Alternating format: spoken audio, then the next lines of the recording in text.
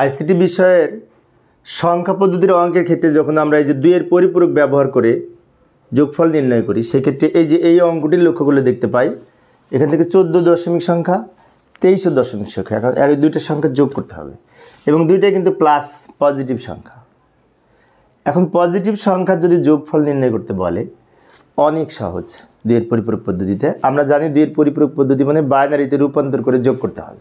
সেজন্য এই সংখ্যাটাকে বাইনারিতে রূপান্তর করব, আবার এই সংখ্যাটাকেও বাইনারিতে রূপান্তর করব। এই বাইনারি আমরা ক্যালকুলেটরেও করতে পারি অথবা আলাদা করে বাইনারি বের করতে পারি, ভাগ করে সেভাবেও করতে পারি, সমস্যা নেই। যাই সমাধানের চেষ্টা করি। এই যে লক্ষ্য করি এই প্রশ্নটা আবার লিখে নিলাম। প্রথমে 14কে আমরা 14-এর বাইনারি হচ্ছে এই সংখ্যাটা, 14-এর বাইনারি কিন্তু 3টা 1 0। তো এটা বাম পাশে যেহেতু 2-এর পরিপূরক পদ্ধতিতে বলেছিল তা 2-এর পরিপূরক পদ্ধতিতে আমাদের এটা 8 বিটে সাজিয়ে নিতে হবে। তো 8 বিটে সাজিয়ে নিলে বাম দিকে আরও 4টা শূন্য দিব, 1 2 3 4, এই যে 8 বিট হলো। এটা হচ্ছে 8 বিট প্রকৃত মান 14 এর বাইনারি এই সংখ্যাটা, বাম দিকে আরও 4টা শূন্য নিয়ে 8 বিট তৈরি করে নিয়েছি। এবার এর নিচে 23 লিখব, 23-এরও অনুরূপ এইটা হচ্ছে 23-এর বাইনারি। এখন অনেক শিক্ষার্থীর মনে হতে পারে এই 23-এর বাইনারি মান পেলাম কোথায়, তাই না? 23-এর বাইনারি মান আমরা ক্যালকুলেটরে ব্যবহার করে বের করতে পারি, অথবা এই বারবার যদি আমি 23-কে 2 দিয়ে ভাগ করি তাও কিন্তু এই বাইনারি মানটা বের হবে। বাইনারি তো আমরা সবাই বের করতে পারি, সেজন্য আমি আর বাইনারিটা বের করে দেখাইলাম না। এখন এইটাকে 1 2 3 4 5 বিট আছে, বাম দিকে আরও 3টা শূন্য নিয়ে 8 বিট তৈরি করে নিলাম। এবার যোগ করব। এই যোগ কিন্তু বাইনারি যোগ, বিষয়টি খেয়াল রাখবো। 0 আর 1 যোগ করলে 1। আমার সামনে যারা আছে তুলতেছো? প্রশ্ন থাকলে বলো। তোমার কোনো প্রশ্ন আছে? কোনটা? ও 23-এর 8 বিট প্রকৃত মান কীভাবে হলো, তাই না? দেখো খেয়াল করো, আমি একটু ব্যাকে যাই তাহলে।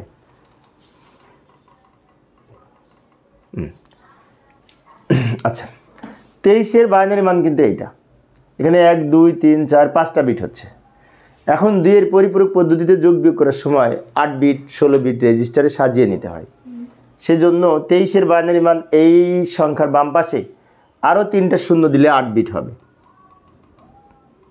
এখানে 5 বিট ছিল আর আরও 3টা শূন্য দিয়ে 8 বিটে সাজিয়ে নিলাম, অর্থাৎ এটাকেও 8 বিটে সাজিয়েছি, এটাকেও 8 বিটে সাজিয়েছি। এবং এটা কিন্তু 23-এর বাইনারি। 23-এর বাইনারি মান তো আমরা বের করতে পারো না? বারবার 2 দিয়ে ভাগ করে করে 1 নম্বর নিয়মে, 1 নম্বর অঙ্কে যে 1 নম্বর নিয়ম ছিল মনে আছে? তাহলে বারবার 2 দিয়ে ভাগ করে করে আমরা 23-এর বাইনারি মান পাবো, অথবা ক্যালকুলেটরেও বের করতে পারি। আচ্ছা, এখন যোগ করব। যোগ করে এই দুইটা যোগ করে এই সংখ্যাটি হবে, এটা আর এটা যোগ করে 37 হবে। আবার এদিকেও যোগ করে 37-এর বাইনারি এই সংখ্যাটি হবে, যেটি যোগফল। তো যোগ করি, বাইনারি যোগ 0 আর 1 যোগ করলে 1, হাতে কিছু নাই। 1 আর 1 যোগ করে 10, বাইনারিতে 10-এর 0। 1 আর 1 যোগ করে কেন 10? 1 আর 1 যোগ করে 2-এর বাইনারি 10, সেজন্য আমরা সহজে বলি 1 আর 1 যোগ করে 10। আরেকভাবে করা যায় এই যোগফলটা, অনেকে এইভাবে করে। 1 আর 1 2 থেকে 2 বিয়োগ করলে 0 থাকে। তো ওটা অনেক শিক্ষার্থীর বোঝা একটু কঠিন হয়, বারবার 2 বিয়োগ করা ঝামেলা। সেজন্য আমরা সহজেই করতে পারি। 1 আর 1 10, 10-এর 0 হাতে থাকে 1, হাতের 1 আর এই 2টা 1, 3টা 1 হচ্ছে। 3টা 1 যোগ করে 11 হয়। কেন 11 হয়? 3টা 1 যোগ করে 3-এর বাইনারি 11। 11-এর 1, হাতে থাকে 1, হাতের 1 আর এই 1 যোগ করে আবার 10, 10-এর 0, হাতে থাকে 1 আর এই 1 যোগ করে 10, 10-এর 0, হাতে থাকে 1, সেই 1 এই বামের দিক সংখ্যার সাথে যোগ হয়ে 1 হবে। আর এইখানে 0 0 যোগ করে বসে যাবে। এবং এইখানে যে সংখ্যাটি পেলাম, এই সংখ্যার 8 বিট রেজিস্টারের প্রথম যে সাইন বিট, এই চিহ্ন বিট বা সাইন বিট এটাকে বলে। তো এটা হচ্ছে 0, মানে এটা ধনাত্মক সংখ্যা। চিহ্ন বিট 0 হলে সংখ্যাটি পজিটিভ সংখ্যা হয়। তার মানে আমাদের এই 37 সংখ্যাটির বাইনারি মান হচ্ছে এইটা, এবং এই 37 সংখ্যাটি ধনাত্মক সংখ্যা বা পজিটিভ সংখ্যা, কারণ এই যে সাইন বিট 0। অর্থাৎ লাস্টে উত্তর হচ্ছে 37-এর বাইনারি এইটা, এই যে এইটুকু, কারণ বামে শূন্যের কোনো মূল্য নাই, এইটুকু লিখেছি। বুঝতে পেরেছি এখন তোমরা? তো তুলে নাও, আর না বুঝলে প্রশ্ন করো।